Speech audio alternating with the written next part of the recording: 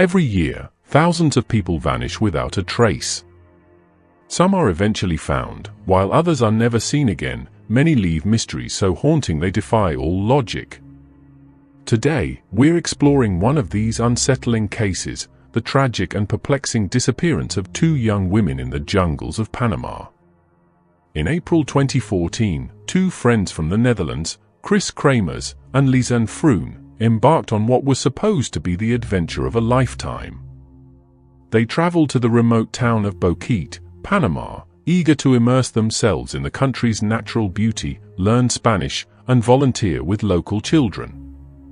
They had planned this trip for months, and by all accounts, they were well prepared, intelligent, and adventurous. On April 1st, Kris and Lisanne set off to hike the popular Pianista Trail, expecting a day of exploration and discovery. But something went horribly wrong, and they never returned from that hike.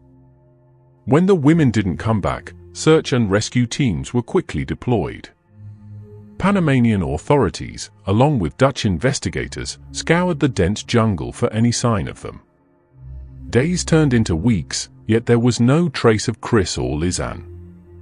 The case took a chilling turn 10 weeks later when a local woman discovered a blue backpack belonging to Lisanne, miles away from where the women had started their hike. Inside the bag, authorities found the women's phones, some cash, and Lisanne's camera. Despite being exposed to the jungle's harsh elements for weeks, the contents of the backpack were remarkably intact. Investigators soon realized the phones had been used for several days following their disappearance, with multiple attempts to contact emergency services. Tragically, due to the poor reception in the area, none of the calls went through. Over several days, both phones ran out of battery, with the last recorded activity on April 11th, more than a week after they vanished. But perhaps the most disturbing discovery came from the camera found in Lisanne's backpack. The memory card contained a series of photos taken on the day of their hike, showing Kris and Lisanne smiling and enjoying their trek along the trail. However, there were also 90 photos taken in total darkness, about a week after they went missing. These nighttime images were strange and unsettling, capturing unclear scenes of their belongings scattered across rocks, and one particularly haunting photo of the back of Kris's head. What could these photos mean? Were they attempts to signal for help, or something more sinister? In June 2014, the grim reality of their fate began to unfold when human remains were found along a riverbank. A pelvic bone and a boot with a foot still inside were recovered, later identified as belonging to Kris and Lisanne. Scattered bones were eventually located in the same area, with some even bleached by the sun. Forensic analysis, however, was unable to determine a definitive cause of death. There were no visible signs of trauma on the bones, leaving experts and the public to wonder, was this a tragic accident, or was there something more to their deaths? To this day, the disappearance of Kris Kremers and Lisanne Froon remains one of the most haunting unsolved cases, shrouded in mystery and speculation. The lost girls of Panama have captivated minds worldwide, as people continue to seek answers to what really happened to them in that dense jungle. Was it simply a series of unfortunate events, or did something sinister occur? Their story is a chilling reminder of how quickly adventure can turn into tragedy, even in the most beautiful places on Earth. In 2020, 54-year-old Sandra Hughes embarked on a solo camping trip in the Sierra National Forest. What should have been a peaceful retreat into nature soon turned into a perplexing mystery that still baffles everyone to this day. Sandra, who had a love for the outdoors, was no stranger to camping and hiking. Her friends and family described her as strong-willed and fiercely independent. However, in recent years, she had been dealing with the loss of loved ones and other personal challenges. On June 26, Sandra was last seen by a family in the Johnson Meadows area. She appeared confused, but when the family offered help, she waved them off, insisting that she was fine. This would be the last confirmed sighting of Sandra. A few days later, searchers found her campsite in disarray. Her belongings were scattered, her tent was overturned, and her car was abandoned nearby, signs that raised serious concerns among search and rescue teams. Despite extensive search efforts by foot, helicopter, and tracking dogs, no solid trace of Sandra was ever found. Then, a strange twist emerged. Hikers reported seeing a barefoot woman resembling Sandra in a remote part of the forest. These sightings deepened the mystery and left people wondering, how could she survive for so long in the wilderness without essential gear? Months went by without any concrete leads. It seemed that Sandra had vanished without a trace. Speculations about her fate ranged from tragic accidents to foul play, and even more unsettling possibilities. Was she lost or injured, or had she intentionally disappeared into the wilderness? Could she have succumbed to the harsh conditions, or was there something more unusual happening? One particular sighting added a haunting layer to the case. Jake Gorber, his wife Victoria, and their 3 children were camping in the same area where Sandra disappeared. Their young son, Caden, was playing in a meadow when he suddenly ran to his parents, claiming he had seen a woman lying face down in the meadow, with her legs bent at a strange angle, extended in the air. Shocked, Jake and Victoria followed Caden to the spot he pointed out, but there was no sign of the woman anywhere. This bizarre incident raised questions. Were these sightings of Sandra's spirit, or was there another explanation? Despite the efforts of search teams and the continued reported sightings, Sandra's body has never been found. To this day, she remains a missing person. The Sierra National Forest is vast, rugged, and unforgiving. It has claimed the lives of many over the years. Did Sandra become another victim of the wilderness, or is there a deeper mystery to her story? Only time may reveal the truth. The disappearance of 5 men from Yuba County, California, in February 1978 remains one of the most baffling cases in true crime history. Known as the Yuba County 5, their story is filled with eerie twists, strange clues, and countless unanswered questions. On the evening of February 24, 1978, 5 friends, Bill Sterling, Jack Hewitt, Ted Dwyer, Jack Madruga, and Gary Mathias, set off to watch a college basketball game in Chico, California. Each of these men had a mild intellectual disability or a psychiatric condition, but they were high-functioning and cared deeply for their families and each other. After the game, they were expected to return home, but they never did. When the men failed to return, their families became alarmed, prompting the police to launch a wide-scale search. For days later, the men's car, a 1969 Mercury Montego, was discovered abandoned on a remote mountain road, about 70 miles from Chico. Strangely, the car was in good working condition, with enough gas to get them home, yet there was no trace of the men. Why had they driven so far into the wilderness, far from any familiar route? For months, the case remained a mystery. Then, in June 1978, as the snow melted, a horrifying discovery was made. 4 of the 5 men were found dead. Ted Dwyer's body was discovered inside a Forest Service trailer, located 19 miles from the car. He had died from exposure and starvation, despite there being food available in the trailer. His body showed signs of extreme weight loss, indicating he may have survived for weeks in the harsh conditions. Nearby, the remains of Jack Madruga and Bill Sterling were found, partially consumed by animals.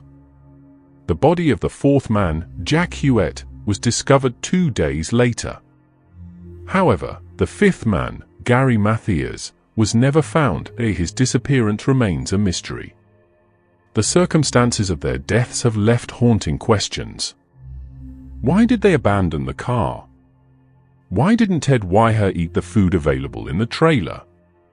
And perhaps most unsettling of all, what happened to Gary Mathias? Some speculate that Gary, who suffered from schizophrenia, may have wandered off or met an even worse fate, but no trace of him has ever been discovered, despite extensive searches over the years. Many theories have been proposed to explain what happened. Some believe the men became lost while trying to help someone in distress, or they may have been forced off the road by unknown circumstances. Others suspect foul play, though there's little evidence to support this theory. 46 years later, the mystery of the Yuba County Five continues to haunt their families and perplex investigators. It remains an unsolved case, an open wound and a mystery frozen in time, deep in the wilderness of the Sierra Nevada mountains. In June 2004, 17-year-old Craig Frear from Scotia, New York, vanished under mysterious circumstances, leaving his family and community searching for answers ever since. Craig was a popular, red-haired high school soccer star, known for his friendly smile and outgoing nature. As a talented athlete at Scotia Glenville High School, he was about to be named team captain, and his future looked bright.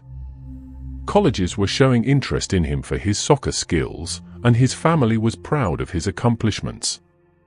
On June 27, 2004, everything changed. That day, Craig left his home, and it would be the last time his parents saw him. They believed he was heading to work at his part-time job at Price Chopper Supermarket in Glenville. His mother, Veronica, even saw him carrying his work uniform as he walked out the door. However, later that day, when she went to the supermarket, she was puzzled to find no sign of him there. Soon after, she discovered that Craig had actually lost his job 2 months earlier and had been hiding it from his parents, pretending to go to work each day so they wouldn't know he had been fired, likely for missing shifts. Upset and worried, Craig's parents tried to contact him. Since he had left his phone behind, they called his girlfriend to see if she knew where he was. They didn't realize that she was his ex-girlfriend, as they had recently broken up. At first, she claimed she didn't know where he was, but later, out of guilt, she admitted that Craig was with her. When Veronica spoke to him on the phone, she urged him to come home immediately so they could talk, unaware that Craig was visiting his ex because he was upset about their recent breakup.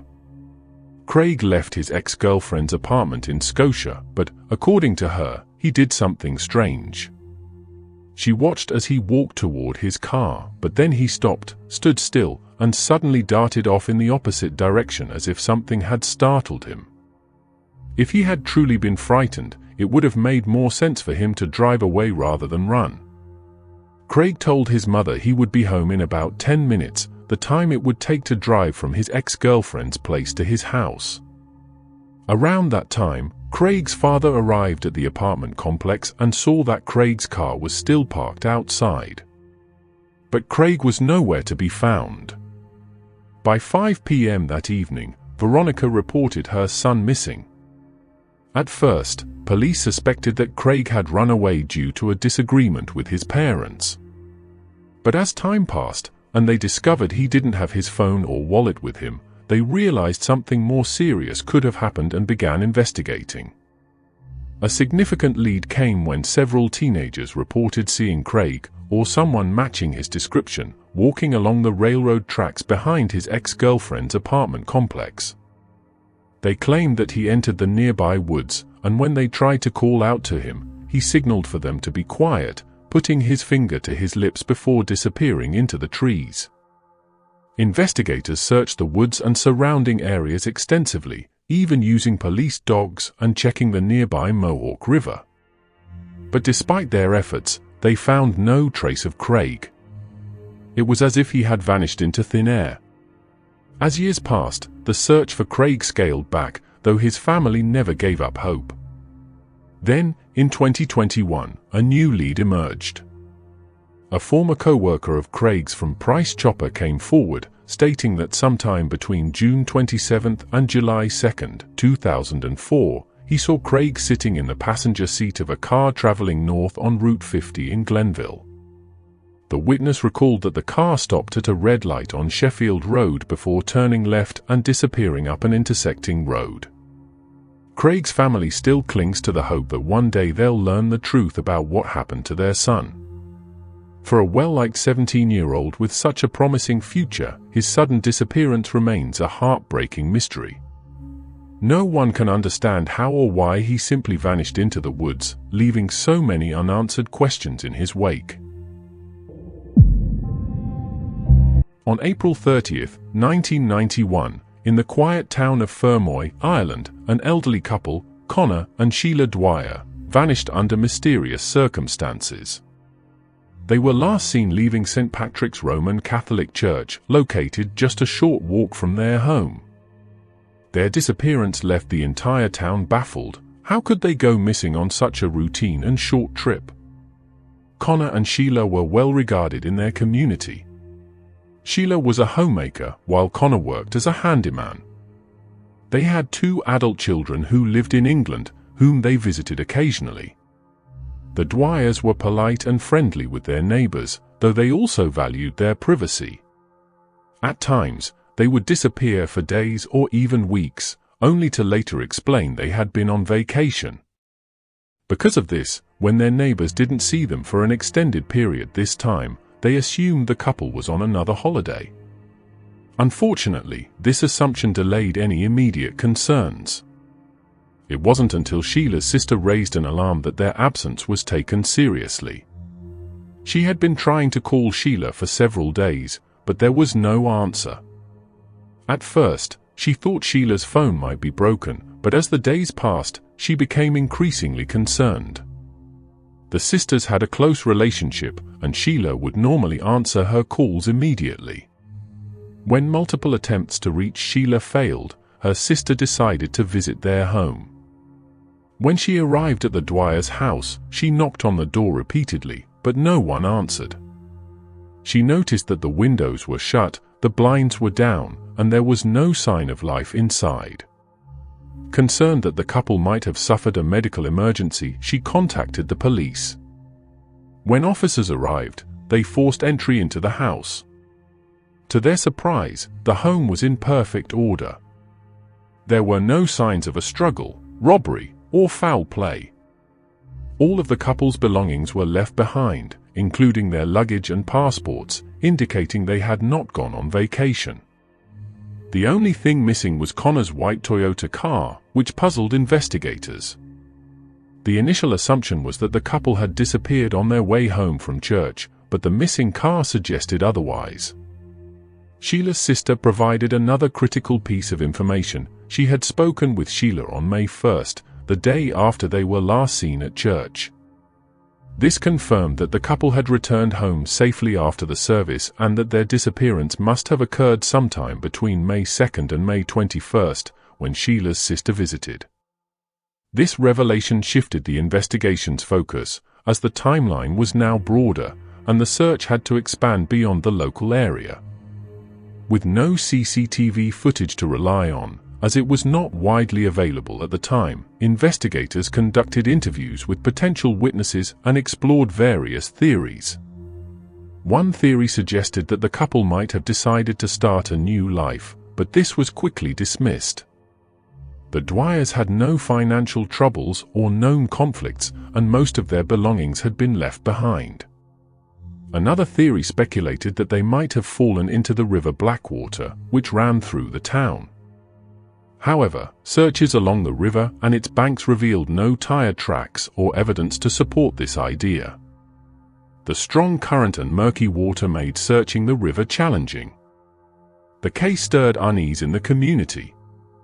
Residents began to fear for their own safety, especially when parallels were drawn to another local disappearance just a year earlier.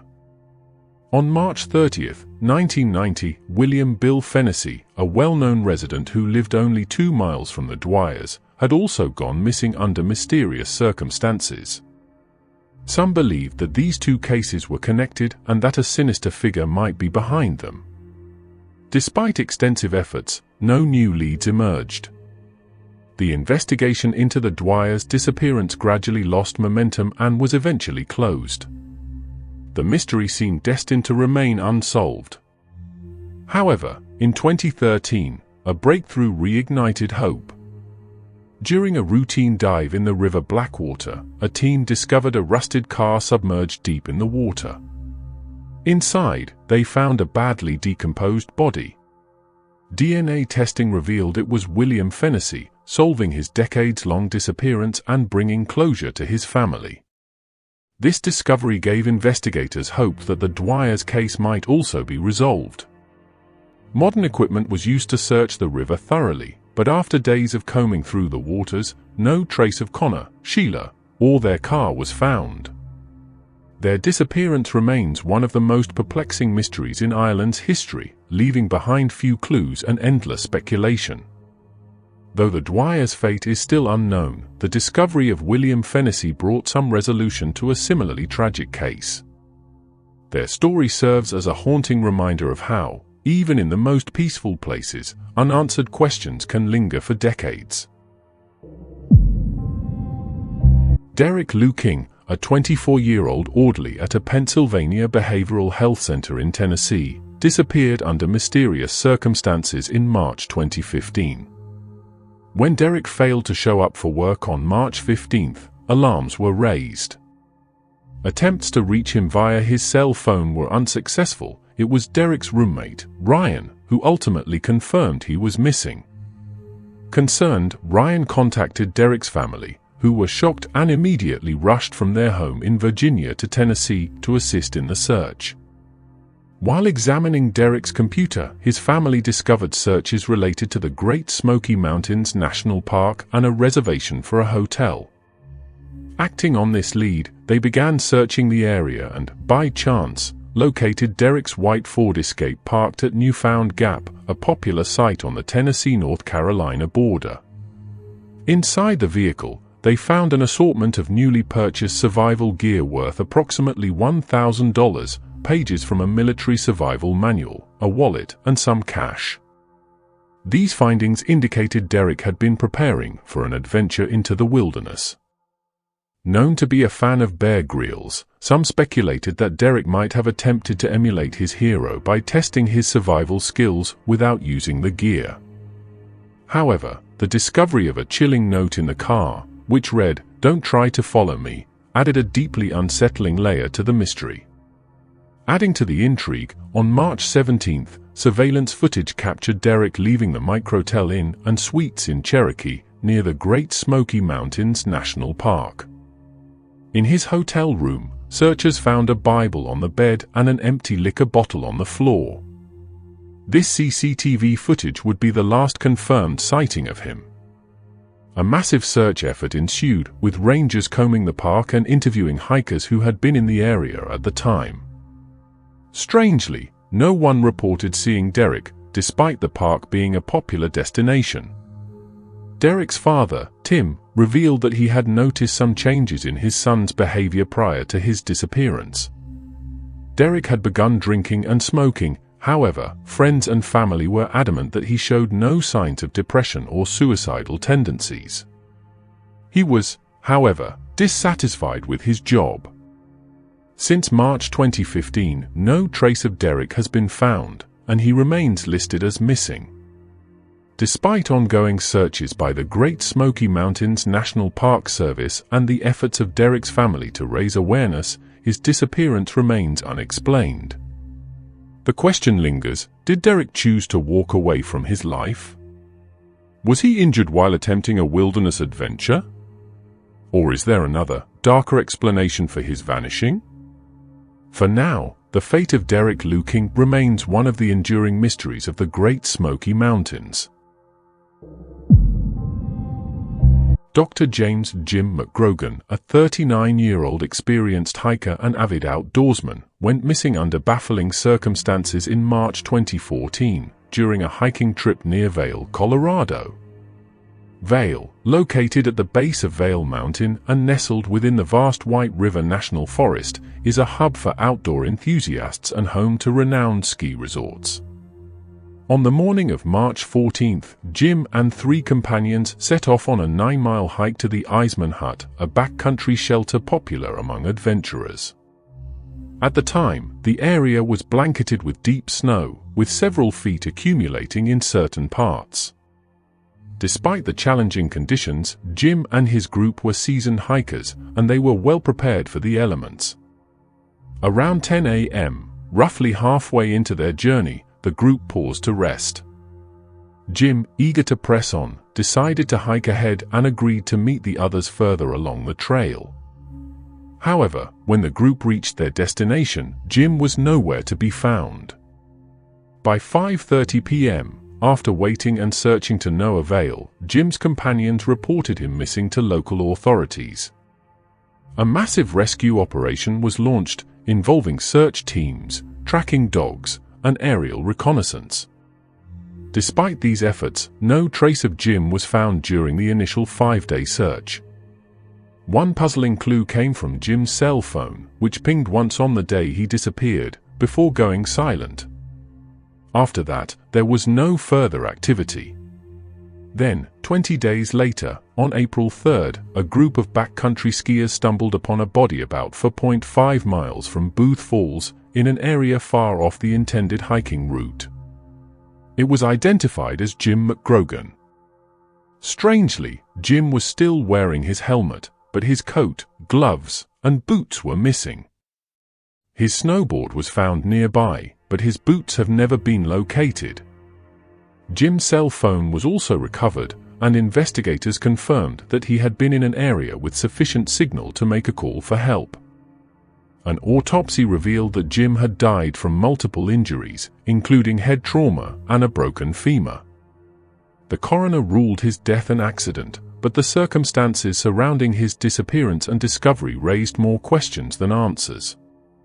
Why didn't Jim use his cell phone or GPS tracker to call for help? Both were assumed to have been fully functional at the time of his disappearance.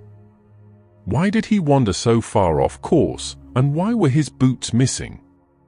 Some have suggested he succumbed to hypothermia, which can cause paradoxical undressing, a condition where individuals in the final stages of hypothermia remove clothing due to disorientation.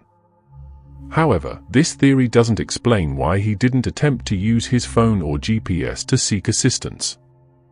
Jim's case remains one of the more puzzling mysteries in backcountry hiking.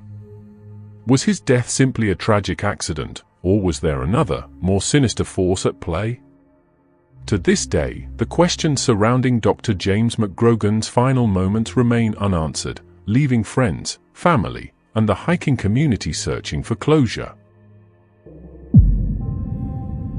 On July 30, 2016, Riley Zickel, a young man full of curiosity and a deep love for nature, set out on an adventure into the Mount Jefferson wilderness in Oregon.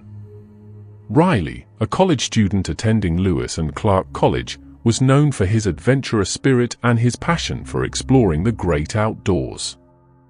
For him, the wilderness was a place of peace and discovery, a refuge where he could escape the pressures of daily life and connect with the natural world. That warm July day, Riley planned a short, overnight hike. Carrying only the essentials, a backpack filled with supplies, a map, and his unwavering excitement, he ventured into the rugged beauty of Mount Jefferson wilderness. His goal was simple: to experience the serene magic of the wilderness, to breathe in the crisp mountain air, and to immerse himself in the sights and sounds of nature. As Riley hiked deeper into the forest, he marveled at the towering trees stretching toward the sky, their branches gently swaying in the breeze. The soothing chirps of birds and the rustling of leaves created a symphony that filled him with awe. The scent of pine hung in the air, enhancing his sense of tranquility and wonder. It was everything he loved about the outdoors. But as the sun began to set, casting shadows over the dense forest, Riley realized he had lost his way. Panic quickly set in as he tried to find his bearings.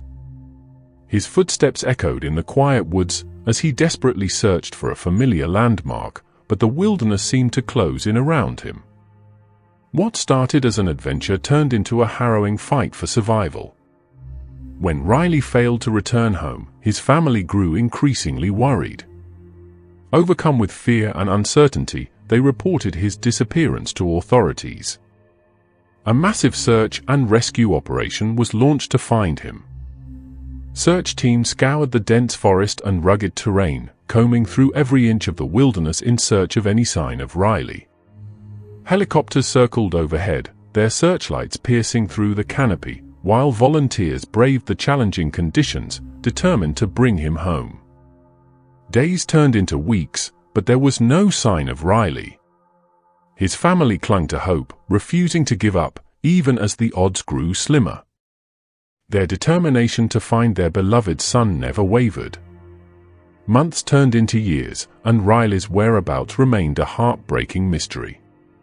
Then, in August 2019, over 3 years after he went missing, a group of climbers scaling the slopes of Mount Jefferson made a startling discovery. Partially buried in a glacier, they found a body. Authorities were contacted immediately, and the remains were soon confirmed to be Riley's. The devastating news sent shockwaves through the community. Riley's family and friends were overcome with grief as they faced the tragic reality they had long feared. They had held on to hope for so long, praying for Riley's safe return, but now those prayers were replaced with sorrow. Recovering Riley's body was no easy task. The steep and treacherous terrain made the operation extremely challenging for rescue teams.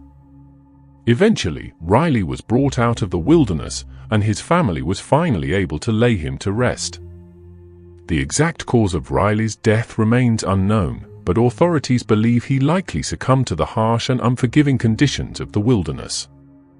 His passing marked the tragic end of a young life brimming with promise and potential. Riley Zickel will forever be remembered by those who knew and loved him. His adventurous spirit and passion for the outdoors live on in their hearts, a bittersweet reminder of the beauty and risks that come with exploring the untamed wilderness. Jashon Knapp, a native of York, Pennsylvania, was a hard-working and intelligent young man, known for his perfectionist nature. From a young age, he strived for excellence, once crying for 3 days over a poor grade in elementary school. This dedication to success carried through to his teenage years, where he excelled in 3 sports during high school and maintained strong friendships, showcasing his loyalty and commitment. After high school, Jashon was accepted into Clemson University's mechanical engineering program in South Carolina. He also joined the Rotkind in 1998, was inducted into the National Society of Pershing Rifles, a prestigious military honor society. In addition to his academic and extracurricular achievements, Jashon enjoyed challenging hobbies like target shooting and mountain biking. Jashon had a close relationship with his mother, Deborah, calling her daily from college. Their last conversation was on Saturday, April 11, 1998, when he shared the news of his induction into the Pershing Rifles and his apartment hunt with a friend. After that call, Deborah didn't hear from Jashon again. She initially assumed he was busy with end-of-semester studies and housing arrangements. However, on April 17, Jason's roommate called Deborah to inform her that no one had seen Jashon all week. The last sighting of Jashon was on the evening of April 11th, when his roommate saw him watching a movie in their apartment. Alarmed, Deborah immediately contacted the South Carolina police to report her son missing. The police checked local hospitals and searched Jason's apartment but found no leads. Deborah and Jason's father, John, traveled from Pennsylvania to South Carolina to assist in the search for their son. On April 21st, Jason's white 1990 Chevrolet Beretta was found parked at Table Rock State Park, about 30 miles from Clemson University. The park superintendent had not reported the car earlier, thinking Jashon might be hiking a trail that could take a week to complete. Given his rock sticker, they assumed he was capable of such a trek. When the car remained unmoved for 9 days, they contacted authorities, who linked the vehicle to the missing person case. Investigators determined that Jashon entered the park between 3 and 5 p.m. on April 12, based on his fingerprints on a park ticket. A massive search of the park, including draining a nearby lake, yielded no signs of Jashon. Despite an extensive 2-week effort, no clues were found, and there were no signs of foul play in the park or in Jason's car. Jashon had withdrawn $20 from his bank account the day before he vanished, and the account remained untouched afterward. In 2017, Jason's parents, facing their own health issues, decided to have him declared legally dead, hoping to find some closure. This process was completed in January 2018, and a memorial marker was placed for Jashon at Susquehanna Memorial Garden in his hometown.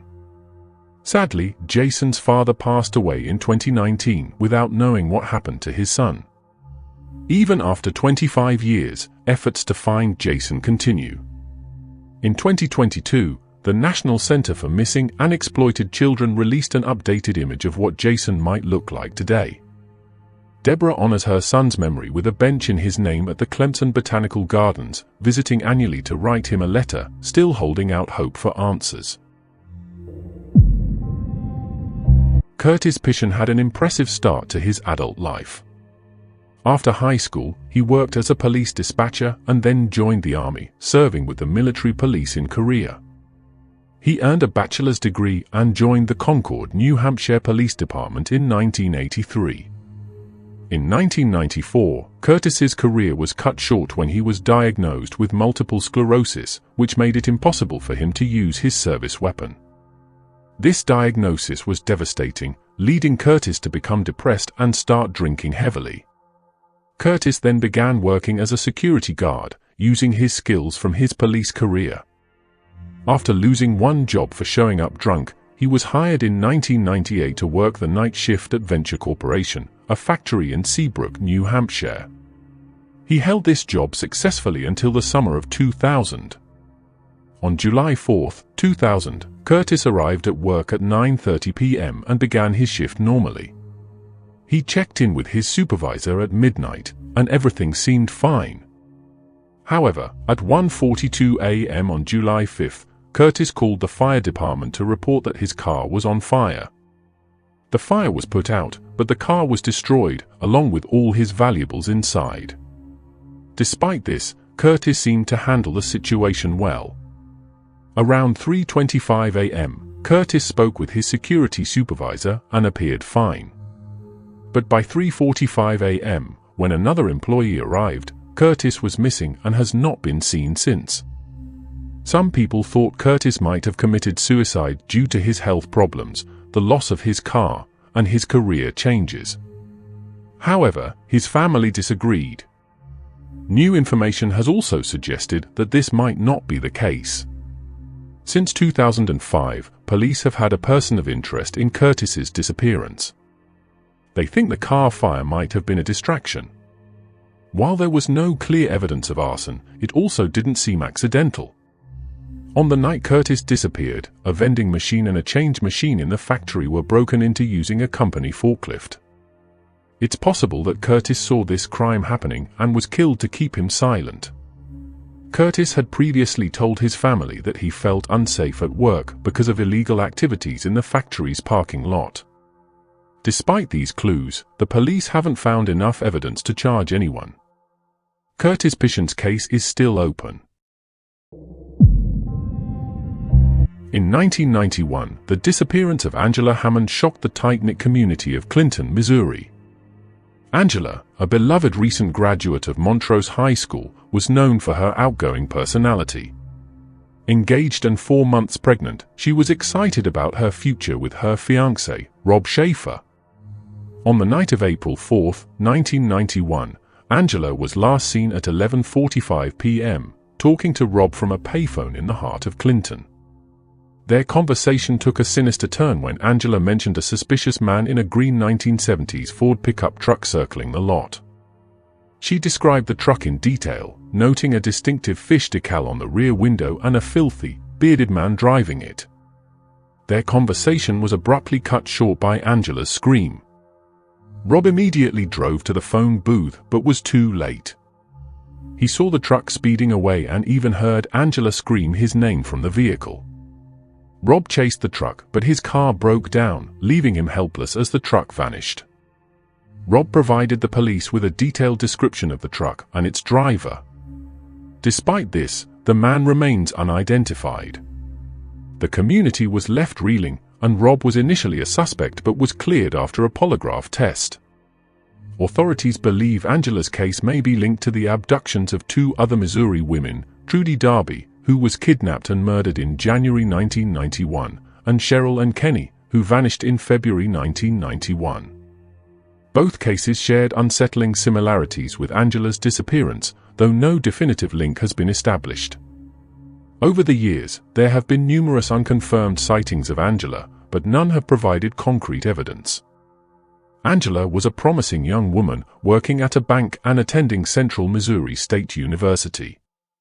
Her abduction shattered the town's sense of safety and left a void in her loved ones' lives. On the 30th anniversary of her disappearance, the Clinton Police Department reaffirmed their commitment to solving the case, revealing new leads, including a possible connection to a major drug bust. A letter threatening a confidential informant, sent the same night Angela was abducted, hinted at a case of mistaken identity involving the informant's daughter, also named Angela. A recent anonymous tip mentioned two critical names, but lacked contact details. The police urged this person to come forward, emphasizing the importance of their information.